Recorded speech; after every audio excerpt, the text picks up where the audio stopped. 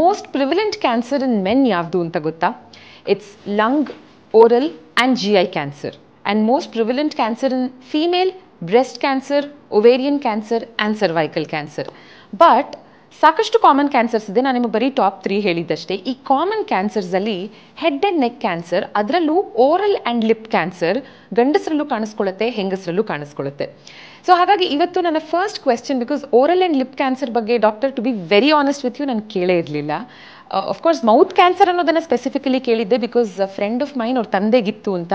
But lip cancer ಅಂತ ಬಂದಿದೆ, and there is something called oral cancer, wherein I think ಈ ಎಲ್ಲನೂ ಸಾಕಷ್ಟು ಲೈಕ್ ಲಿಪ್ ಇರಬಹುದು, ಟಂಗ್ ಇರಬಹುದು, ಎಲ್ಲ I think it comes under oral cancer. ಮೊದಲನೇದಾಗಿ, as a women I want to understand, tobacco usage, ಕುಡಿಯೋದು, ಸ್ಮೋಕ್ ಮಾಡೋದು, ಇದೆಲ್ಲ ಒಂದು ಮೇಜರ್ ಕಾಸ್ ಅಂತಾದ್ರೂ ನಾವು ಬಳಸುವಂಥ ಕಾಸ್ಮೆಟಿಕ್ಸ್ ಲೈಕ್ ಲಿಪ್ಸ್ಟಿಕ್, ಇದರ ಯೂಸೇಜ್ ಕೂಡ ಕ್ಯಾನ್ಸರ್ನ ಉಂಟು ಮಾಡಬಹುದಾ? ಆ್ಯಂಡ್ ಸಾಕಷ್ಟು ಜನರಿಗೆ ತುಟಿ ಕಚ್ಕೊಳ್ಳುವಂಥ ಅಭ್ಯಾಸ ಇರುತ್ತೆ, ಬೈಟಿಂಗ್ ಲಿಪ್ಸ್, ಜಸ್ಟ್ ಲೈಕ್ ಉಗುರು ಕಿತ್ತುವಂಥ ಅಭ್ಯಾಸ. ಸೊ ಡು ಯು ಥಿಂಕ್ ಇದು ಕೂಡ ಕ್ಯಾನ್ಸರ್ಗೆ ಲೀಡ್ ಮಾಡಬಹುದಾ? ಸೊ ಓರಲ್ ಕ್ಯಾವಿಟಿ ಕ್ಯಾನ್ಸರ್ ಅಥವಾ ಹೆಡ್ ಆ್ಯಂಡ್ ನೆಕ್ ಕ್ಯಾನ್ಸರ್ಸ್ ಅಂತ ಹೇಳಿದಾಗ ನೀವು ಆಲ್ರೆಡಿ ಹೈಲೈಟ್ ಮಾಡಿದ್ರಿ, ಹಲವಾರು ಸಬ್ಸೈಟ್ಸ್ ಇರುತ್ತೆ. ಅದರಲ್ಲಿ ಅತಿ ಹೆಚ್ಚಾಗಿ ನೋಡುವಂಥ ಕ್ಯಾನ್ಸರ್ ಓರಲ್ ಕ್ಯಾವಿಟಿ ಅಥವಾ ಲಿಪ್ ಕ್ಯಾನ್ಸರ್ಸು ನಾವು ತುಂಬ ಹೆಚ್ಚಾಗಿ ನೋಡ್ತೀವಿ. ಸೊ ಈ ಕ್ಯಾನ್ಸರ್ನ ಕಾರಣಗಳೇನು ಅಥವಾ ರಿಸ್ಕ್ ಫ್ಯಾಕ್ಟರ್ಸ್ ಏನು ಅಂತ ನಾವು ಯೋಚನೆ ಮಾಡಿದಾಗ, ಅತಿ ಮುಖ್ಯವಾದ risk factor one is tobacco usage. So ನಮ್ಮ ದೇಶದಲ್ಲಿ ಓರಲ್ ಕ್ಯಾವಿಟಿ ಕ್ಯಾನ್ಸರ್ ಯಾಕೆ ಅಷ್ಟು ಸಾಮಾನ್ಯವಾಗಿ ನಾವು ನೋಡ್ತೀವಿ compared to the western world where lung cancer is more predominant? ಅದೇನಕ್ಕೆ ಅಂತ ಹೇಳಿದ್ರೆ, ಬೇರೆ ದೇಶಗಳಲ್ಲಿ ಸ್ಮೋಕಿಂಗ್ ತುಂಬ ಪ್ರಿವಿಲೆಂಟ್. ಸೊ ಆ ಸ್ಮೋಕಿಂಗ್ ಪ್ರಿವಿಲೆನ್ಸ್ ಜಾಸ್ತಿ ಇರೋ ಕಾರಣದಿಂದ ಲಂಗ್ ಕ್ಯಾನ್ಸರ್ಸ್ ಅತಿ ಹೆಚ್ಚಾಗಿ ನೋಡ್ತೀವಿ. ಅದೇ ನಮ್ಮ ದೇಶಕ್ಕೆ ಬಂದಾಗ ನಾವು ತಂಬಾಕು ಸೇವನೆ ಅಥವಾ tobacco chewing is more common compared to smoking. So ಆ ಕಾರಣದಿಂದ ನಾವು oral cavity cancers or head and neck cancers ಸಾಮಾನ್ಯವಾಗಿ ನೋಡ್ತೀವಿ. ಸೊ ಅತಿ ಸಾಮಾನ್ಯವಾದ ಅಥವಾ ಅತಿ ಹೆಚ್ಚಾಗಿ ನೋಡುವಂಥ risk factor one is tobacco usage. ಅದನ್ನು ಬಿಟ್ಟು ನೆಕ್ಸ್ಟ್ ಕಾಮನ್ ರಿಸ್ಕ್ ಫ್ಯಾಕ್ಟರ್ ಅಂತ ನಮ್ಮ ದೇಶದಲ್ಲಿ ನಾವು ಯೋಚನೆ ಮಾಡಿದಾಗ ಬೀಟಲ್ ನಟ್ ಕನ್ಸಂಪ್ಷನ್ ಅಥವಾ ಅಡಿಕೆ ಆಗೋದ್ರಿಂದ ಕೂಡ ಬಾಯಿನ ಕ್ಯಾನ್ಸರ್ ಅಥವಾ ಹೆಡ್ ಆ್ಯಂಡ್ ನೆಕ್ ಕ್ಯಾನ್ಸರ್ಸ್ ಸಾಮಾನ್ಯವಾಗಿ ಆಗುತ್ತೆ. ಅದು ಬಿಟ್ಟು ಹ್ಯೂಮನ್ ಪ್ಯಾಪಿಲೋಮಾ ವೈರಸ್ ಅಂತ ಒಂದು ಹೇಳ್ತೀವಿ, ಈ ವೈರಲ್ ಇನ್ಫೆಕ್ಷನಿಂದ ಕೂಡ ಬಾಯಿ ಕ್ಯಾನ್ಸರ್ನ ರಿಸ್ಕ್ ಹೆಚ್ಚಾಗುತ್ತೆ. ಈ virus mainly sexually transmitted virus. So altered sexual ಬಿಹೇವಿಯರಿಂದ ಈ ವೈರಲ್ ಟ್ರಾನ್ಸ್ಮಿಷನ್ ಹೆಚ್ಚಾಗ್ತಾ ಇದೆ ಈಗಿನ ಕಾಲದಲ್ಲಿ. ಸೊ ಅದು ಕೂಡ ಒಂದು ಮುಖ್ಯವಾದ ಕಾರಣ ಆಗುತ್ತೆ. ಅದು ಬಿಟ್ಟು ನೀವು ಹೇಳ್ದಂಗೆ ಕಾಸ್ಮೆಟಿಕ್ಸ್ ಏನಾದರೂ ಕಾರಣ ಇದೆಯಾ ಅಂತ ಹೇಳಿದ್ರೆ, ಆ ಥರ ಯಾವುದು ಡೈರೆಕ್ಟ್ ಎವಿಡೆನ್ಸ್ ಇಲ್ಲ ಕಾಸ್ಮೆಟಿಕ್ಸ್ನ ಲಿಂಕ್ ಮಾಡೋದಕ್ಕೆ ಓರಲ್ ಕ್ಯಾವಿಟಿ ಕ್ಯಾನ್ಸರ್ಸ್ಗೆ. ಸೊ ಆ ಕಾರಣದಿಂದ ನಾನು ಕಾಸ್ಮೆಟಿಕ್ಸ್ ಡೈರೆಕ್ಟಾಗಿ ಕ್ಯಾನ್ಸರ್ನ ಕಾಸ್ ಮಾಡುತ್ತೆ ಅಂತ ಹೇಳೋದಿಲ್ಲ. ಇನ್ನೊಂದು ನೀವು ಹೇಳಿದ್ದು ಲಿಪ್ ಬೈಟಿಂಗ್ ಏನಾದ್ರು ಕಾರಣ ಆಗಿರ್ಬೋದಾ ಅಂತ, ಅದು ಕೂಡ ಯಾವುದೇ ಎವಿಡೆನ್ಸ್ ಇಲ್ಲ ಕ್ಯಾನ್ಸರ್ಗೆ ಆಗುತ್ತೆ ಅಂತ. ಸೊ ಇದು ಬಿಟ್ಟು ಕೆಲವೊಬ್ಬರಲ್ಲಿ ನಾವು ಓರಲ್ ಹೈಜೀನ್ ಸರಿಗೆ ಮೇಂಟೈನ್ ಮಾಡಿಲ್ಲ ಅಥವಾ ಟೀತ್ ಶಾರ್ಪ್ ಆಗಿದೆ, ಈ ಕಾರಣಗಳಿಂದ ಕೂಡ ಓರಲ್ ಕ್ಯಾವಿಟಿ ಕ್ಯಾನ್ಸರ್ಸ್ ಹೆಚ್ಚಾಗೋ ಸಾಧ್ಯತೆ ಇರುತ್ತೆ. Okay, oral hygiene could also lead to oral cancer ಅನ್ನೋದು ಗೊತ್ತಿರಲಿಲ್ಲ. Okay, so if I am not wrong, oral cancer ಸಾಮಾನ್ಯವಾಗಿ 40ಕ್ಕಿಂತ ಮೇಲ್ಪಟ್ಟವರಲ್ಲಿ ಯೂಶಲಿ ಕಾಣಿಸ್ಕೊಳುತ್ತೆ. ಆ್ಯಂಡ್ ಗಂಡಸರಲ್ಲಿ ಇಟ್ಸ್ 2 ಪಟ್ಟು ಹೆಚ್ಚು ಕಾಮನ್.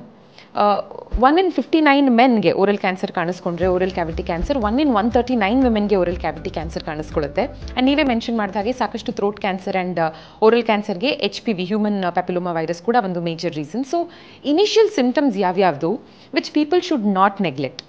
ಸೊ ನೀವು ಹೇಳ್ದಂಗೆ 40 ವರ್ಷ ಮೇಲ್ಪಟ್ಟು ಆಗ ನಮಗೆ ಓರಲ್ ಕ್ಯಾವಿಟಿ ಕ್ಯಾನ್ಸರ್ ಹೆಚ್ಚಾಗ್ತಾ ಹೋಗುತ್ತೆ ಅಂತ ನೀವು ಹೇಳಿದ್ರಿ. ಅದನ್ನು ಬಿಟ್ಟು ನಮ್ಮ ದೇಶದಲ್ಲಿ ನಾವೇನು ನೋಡ್ತಾ ಇರೋದು ಅಂತ ಹೇಳಿದ್ರೆ, ತಂಬಾಕು ಸೇವನೆ ತುಂಬ ಚಿಕ್ಕ ವಯಸ್ಸಿಂದ ಮಾಡೋದ್ರಿಂದ ಟೊಬ್ಯಾಕೋ ಚ್ಯೂವರ್ಸಲ್ಲಿ ಇನ್ನೂ ಚಿಕ್ಕ ವಯಸ್ಸಲ್ಲಿ ಕೂಡ ನಾವು ಕ್ಯಾನ್ಸರ್ಸ್ನ ನೋಡ್ತೀವಿ. ಸೊ 40 ವರ್ಷ ಆದಮೇಲೆ ಬರಬೇಕು ಅಂತಿಲ್ಲ. So any ulcer in the oral cavity could be A symptom of oral cavity cancer. So ಈ ಹುಣ್ಣಾಗೋದಕ್ಕಿಂತ ಮುಂಚೆ ಕೆಲವೊಂದು ಚೇಂಜಸ್ ಆಗುತ್ತೆ ಓರಲ್ ಕ್ಯಾವಿಟಿಲಿ.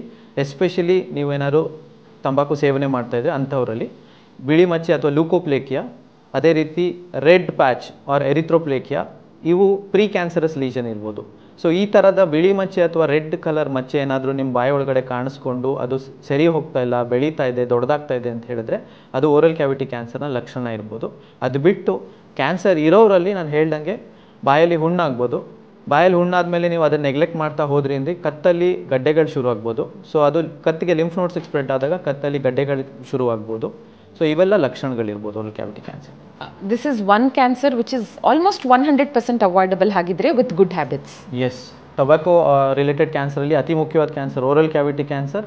ಆ್ಯಂಡ್ ನಾವು ಟೊಬ್ಯಾಕೋ ಯೂಸೇಜ್ ಸ್ಟಾಪ್ ಮಾಡೋದ್ರಿಂದ ತುಂಬ ಮಟ್ಟಿಗೆ ಇದನ್ನು ಪ್ರಿವೆಂಟ್ ಮಾಡೋ ಸಾಧ್ಯತೆ ಇದೆ. ಸೊ ದೇಹದ ಯಾವುದೇ ಭಾಗಕ್ಕೆ ಬೇಕಾದರೂ ಕ್ಯಾನ್ಸರ್ ಬರಬಹುದು ಅಂತ ನಮಗೆ ಗೊತ್ತಾಯಿತು. ಆ್ಯಂಡ್ ಇವತ್ತಿನ ದಿನ ಅರ್ಲಿ ಸ್ಟೇಜಸಲ್ಲಿ ಡಿಟೆಕ್ಟ್ ಮಾಡಿದಾಗ ಬೆಸ್ಟ್ ಟ್ರೀಟ್ಮೆಂಟ್ ಪಡ್ಕೊಂಡು ಆಲ್ಮೋಸ್ಟ್ ನಾರ್ಮಲ್ ಲೈಫ್ನ ನಾವು ಲೀಡ್ ಮಾಡಬಹುದು. But with respect to oral cancer, ಈ ಟ್ರೀಟ್ಮೆಂಟ್ ತೊಗೊಳ್ಳೋ ಅಂಥ ಸಮಯದಲ್ಲಿ, because it's related to mouth, ನಾವು ನಾರ್ಮಲ್ ಆಗಿ ಊಟ ಮಾಡಬಹುದಾ, ಮಾತಾಡಬಹುದಾ, ಅಥವಾ ತುಂಬ ಪೇಯ್ನ್ ಇರುತ್ತಾ? ಆ್ಯಂಡ್ ಪೋಸ್ಟ್ ಟ್ರೀಟ್ಮೆಂಟ್ ಆಲ್ಸೋ ನಮಗೆ ತಿನ್ನೋದ್ರಲ್ಲಿ, ಮಾತಾಡೋದ್ರಲ್ಲಿ, because this is like daily activity ಅಂತಲೂ ಹೇಳೋಕ್ಕಾಗಲ್ಲ, ದಿನಕ್ಕೆ 3 ಸಲ ಮಾಡುವಂಥ ಒಂದು activity. Do you think this will also effect? So ಈ treatment, oral cavity cancers treatment ಬಗ್ಗೆ ಮಾತಾಡಬೇಕಾದ್ರೆ ಸರ್ಜರಿ ಒಂದು ಮುಖ್ಯವಾದ ಟ್ರೀಟ್ಮೆಂಟ್ ವಿಧಾನ ಇಂಥ ಕ್ಯಾನ್ಸರ್ಸಲ್ಲಿ. ಸೊ ಸರ್ಜರಿ ಮಾಡಿದಾಗ ಅಫ್ಕೋರ್ಸ್ ಇದ್ರದ್ದು ಏನೇನು ಕೆಲಸಗಳಿರುತ್ತೆ ಅದರಲ್ಲಿ ಕೆಲವೊಂದು ಬದಲಾವಣೆ ಆಗೋ ಸಾಧ್ಯತೆ ಇರುತ್ತೆ. ಸೊ ನಾನು ಹೇಳ್ದಂಗೆ ಕಾಸ್ಮೆಟಿಕಲಿ ಸ್ವಲ್ಪ ಬದಲಾವಣೆ ಆಗೋ ಸಾಧ್ಯತೆ ಇರುತ್ತೆ. ಈಗ ಸಪೋಸಿಂಗ್ ಓರಲ್ ಕ್ಯಾವಿಟಿ ಕ್ಯಾನ್ಸರ್ನ ಆಪ್ರೇಷನ್ ಮಾಡಿದಾಗ ನಾವು ದವಡೆಯ ಒಂದು ಭಾಗ ತೆಗೆಯೋ ಅವಶ್ಯಕತೆ ಬರ್ಬೋದು. ಆ ಥರ ತೆಗೆದಾಗ ಕಾಸ್ಮೆಟಿಕಲಿ ಡೆಫಿನೆಟ್ಲಿ ಚೇಂಜ್ ಆಗೇ ಆಗುತ್ತೆ. ಸೊ ಅದನ್ನು ನಾವು ಅವಾಯ್ಡ್ ಮಾಡೋದಕ್ಕೆ ಕೆಲವೊಂದು ರೀಕನ್ಸ್ಟ್ರಕ್ಷನ್ ಆಪ್ಷನ್ಸ್ ಕೂಡ ಇರುತ್ತೆ. ಸೊ ನಾವು ಮೂಳೆಯನ್ನು ತೆಗೆದಾಗ ಮೂಳೆಯಿಂದ ರೀಕನ್ಸ್ಟ್ರಕ್ಷನ್ ಮಾಡೋ ಕೂಡ ಆಪ್ಷನ್ ಇರುತ್ತೆ. ಸೊ ನೀವು ಸರಿಯಾದ ಡಾಕ್ಟರ್ ಹತ್ರ ಹೋಗಿ ಸರಿಯಾದ ಸರ್ಜರಿ ಮಾಡಿಸ್ಕೊಂಡ್ರೆ ಈ ಕಾಸ್ಮೆಟಿಕ್ ಆಪ್ಷನ್ ನಿಮಗೆ ಅಥವಾ ಡಿಸ್ಫಿಗರ್ಮೆಂಟ್ ತುಂಬ ಇರೋದಿಲ್ಲ. ಸೊ ನಾವು ರೀಕನ್ಸ್ಟ್ರಕ್ಷನ್ ಸರಿಯಾಗಿ ಆಗಬೇಕು ಒಂದು. ಎರಡನೇದು ನಾನು ಹೇಳಿದೆ ಮಾತಿನ ಬಗ್ಗೆ. ಸೊ ಮಾತಾಡೋದ್ರಲ್ಲೂ ಕೂಡ ನಮ್ಮ ಓರಲ್ ಕ್ಯಾವಿಟಿ ತುಂಬ ಮುಖ್ಯವಾಗುತ್ತೆ. ಸೊ ನಾಲ್ಗೆಯ ಉಪಯೋಗ ಎಲ್ಲೆಲ್ಲಾಗುತ್ತೋ, ಯಾವ್ಯಾವ ಅಕ್ಷರಗಳಲ್ಲಾಗುತ್ತೋ ಆ ಅಕ್ಷರಗಳಲ್ಲಿ ವೇರಿಯೇಷನ್ ಆಗ್ಬೋದು ಟ್ರೀಟ್ಮೆಂಟ್ ಆದ ನಂತರ. ಸೊ ಸ್ವಲ್ಪ ಮಟ್ಟಿಗೆ ಸ್ಪೀಚಲ್ಲಿ ವೇರಿಯೇಷನ್ ಇರುತ್ತೆ. ಬಟ್ ಇದೇನೆಂದರೆ ಇದೆಲ್ಲ ಟೆಂಪರರಿ. ಸೊ ಒಂದು ಟ್ರೀಟ್ಮೆಂಟ್ ಆಗಿ 3 ಮಂತ್ಸ್ವರೆಗೂ ಈ ಚೇಂಜಸ್ ಎಲ್ಲ ಇರುತ್ತೆ. ಹೋಗ್ತಾ ಹೋಗ್ತಾ ಇದೆಲ್ಲ ಆಲ್ಮೋಸ್ಟ್ ನಾರ್ಮಲ್ ಆಗುತ್ತಾ ಹೋಗುತ್ತೆ. ಸೊ ಟ್ರೀಟ್ಮೆಂಟ್ ಸಮಯದಲ್ಲಿ ಸ್ವಲ್ಪ ಮಟ್ಟಿಗೆ ವ್ಯತ್ಯಾಸ ಇರುತ್ತೆ. ಮೂರನೇದಾಗಿ ಊಟ ಮಾಡೋದ್ರಲ್ಲಿ ವ್ಯತ್ಯಾಸ.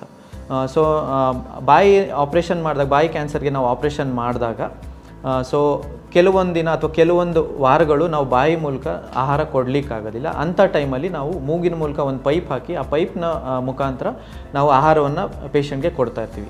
ಯಾವಾಗ ನಮ್ಮ ಗಾಯಗಳೆಲ್ಲ ಒಣಗಿ ಒಳಗಡೆ ಗಾಯ ಎಲ್ಲ ವಾಸಿಯಾಗಿದೆ ಅಂತ ನಮಗೆ ನೋಡ್ತೀವೋ ಆವಾಗ ನಾವು ಬಾಯಿಯಿಂದ ಶುರು ಮಾಡ್ತೀವಿ. ಶುರು ಮಾಡಿದಾಗ ಸ್ವಲ್ಪ ದಿನಗಳ ಮಟ್ಟಿಗೆ ನುಂಗೋದಕ್ಕೆ ಅಥವಾ ಆಹಾರ ತೊಗೊಳ್ಳೋದಕ್ಕೆ ಸ್ವಲ್ಪ ತೊಂದರೆ ಇರುತ್ತೆ.